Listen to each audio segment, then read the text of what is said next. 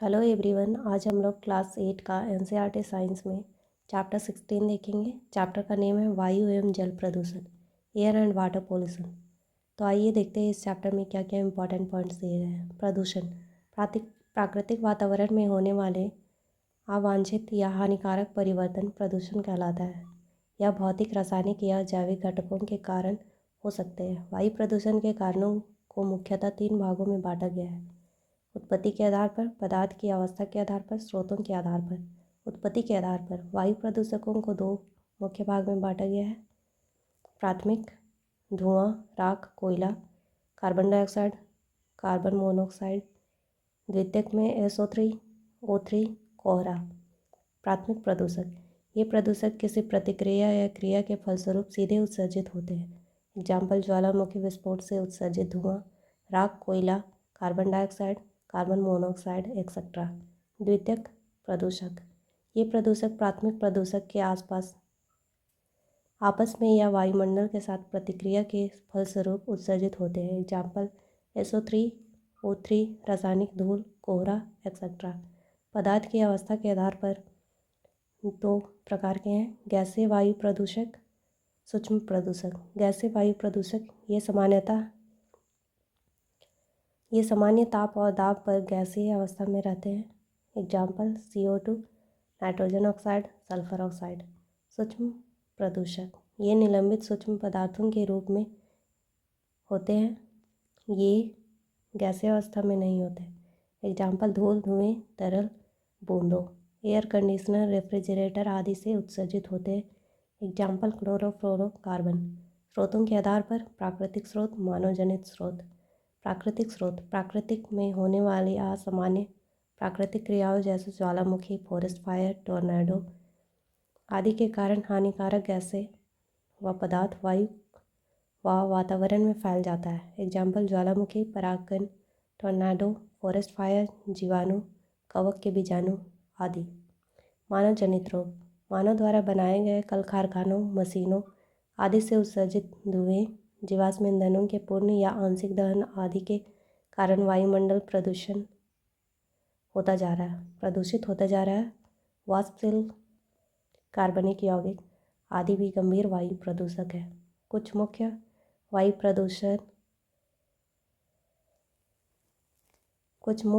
प्रदूषक: carbon monoxide गैसीय अवस्था, विषैली गैस, रक्त में ऑक्सीजन ढोने की क्षमता को कमी करता है। Carbon monoxide. Carbon dioxide green house को प्रभावित करती है। विश्व का तापमान वृद्धि, ध्रुवीय हिमखंडों का पिघलना, समुद्र के जल स्तर में वृद्धि, जलवायु परिवर्तन। भारत में दिल्ली, पटना, ग्वालियर सर्वाधिक प्रदूषित शहर है। सल्फर के ऑक्साइड, दमा, ब्रोंकाइटिस आदि रोग।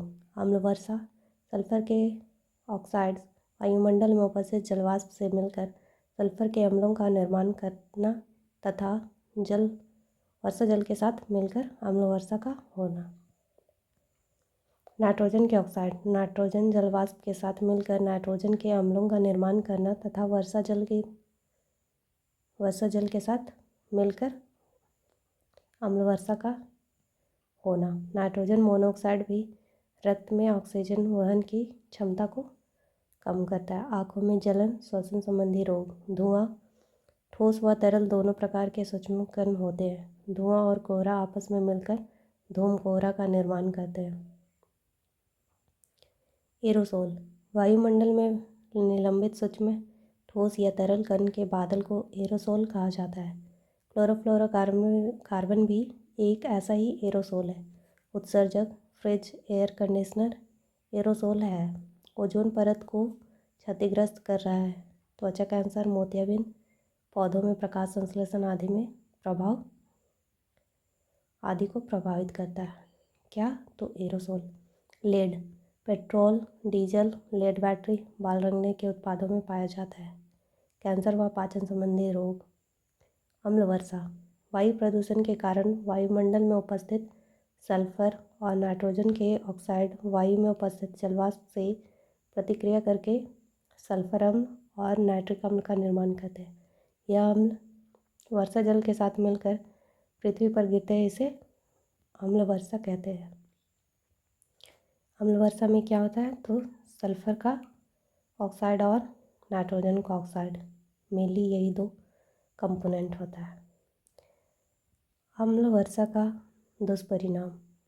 अम्ल वर्षा के कारण ताजमहल का संक्षरण होना, इस घटना को संगमरमर का कैंसर कहा जाता है। मथुरा स्थित तेल परिशोधक कारखाने से निकलने वाला काले कणों के कारण ताजमहल का रंग पीला हो रहा है। हरित गृह प्रभाव या पौधाघर प्रभाव, green house effect. Green house गैसें, कार्बन डाइऑक्साइड और मीथेन। पृथ्वी की अवरक्त किरणें ग्रीन हाउस गैसों CO2 और मीथेन के आवरण को पार नहीं कर पाती है। इनसे परावर्तित होकर अवरक्त किरणें पुनः पृथ्वी की ओर लौट आती है। इस कारण पृथ्वी के तापमान में वृद्धि हो रही है। पृथ्वी के तापमान में होने वाली इस वृद्धि को ही विश्व तापन कहते हैं। झारखंड के औद्योगिक नगरी जमशेदपुर, बोकारो, धनबाद। जल प्रदूषण। जल में अवांछनीय जैविक या अजैविक पदार्थों के मिलने के कारण इसकी गुणवत्ता में गिरावट आना जल प्रदूषण कहलाता है। छोटानागपुर के पठार में दामोदर और स्वर्णरेखा नदियाँ सबसे अधिक प्रदूषित है। स्थानीय जनजातियों द्वारा पवित्र माने जाने वाली दामोदर नदी कोलांचल में एक गंदे काले बदबूदार नाले की तरह दिखती है। पश्चिमी सिंहभूम की कारो नदी भी नोवामुंडी, गुआ और चेरिया माइंस के लौह अयस्कों के कारण लाल ऑक्साइड से अत्यंत प्रदूषित हो गई है। Tisco Jamshedpur, HCL Ghatshila, Hindustan aluminium company limited, मोरी के कचरे और अनुपचारित जल के प्रवाह के कारण यह अत्यंत प्रदूषित हो गई है। जादूगढ़ा की यूरेनियम खदानों के चलते इसमें रेडियो सक्रिय प्रदूषण भी पाया जाता है। मानव एवं जानवरों के मल में कॉलीफॉर्म जीवाणु पाए जाते हैं। इसके जल स्रोतों में मिलने से जल में कॉलीफॉर्म जीवाणु की संख्या बढ़ जाती है। आर्सेनोपाइराइड नामक खनिज से भूमिगत जल आर्सेनिक नामक तत्व से विषाक्त हो जाता है। रासायनिक उर्वरक, इसमें नाइट्रेट, फॉस्फेट और पोटेशियम की प्रधानता होती है। जल स्रोतों में खुले ऑक्सीजन की मात्रा में कमी आने की क्रिया को सुपोषण कहते हैं। फ्लोराइड युक्त जल के सेवन से फ्लोरोसिस नामक बीमारी होती है। शीशा युक्त जल पागलपन, मस्तिष्क डिसऑर्डर, किडनी रोग। आर्सेनिक युक्त जल से चर्म रोग, फेफड़ा का कैंसर। झारखंड की सभ्यता एवं संस्कृति पुरातन काल से ही जल, जंगल, जमीन आधारित है तथा हम वन महोत्सव मनाते हैं। इस चैप्टर में मेन आपके लिए इम्पॉर्टेंट है कौन से खनिज और तत्व से होने वाले रोग, कमी से, खनिज तत्व के कमी से होने वाले रोग, और जब अधिकता हो जाती है तो कौन सा रोग होता है, वो आपके लिए इम्पॉर्टेंट है। फिर आपके लिए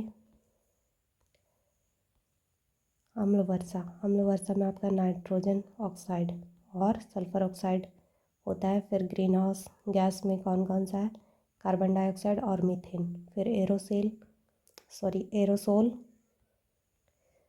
फिर धूम कोहरा क्या है, तो धुआं और कोहरा का जो आपस में मिलता है, मिल जाने के बाद जो भी कंपाउंड बनता है उसको धूम कोहरा कहते हैं। फिर आपका सबसे प्रदूषित शहर में क्या है, दिल्ली, पटना, ग्वालियर। फिर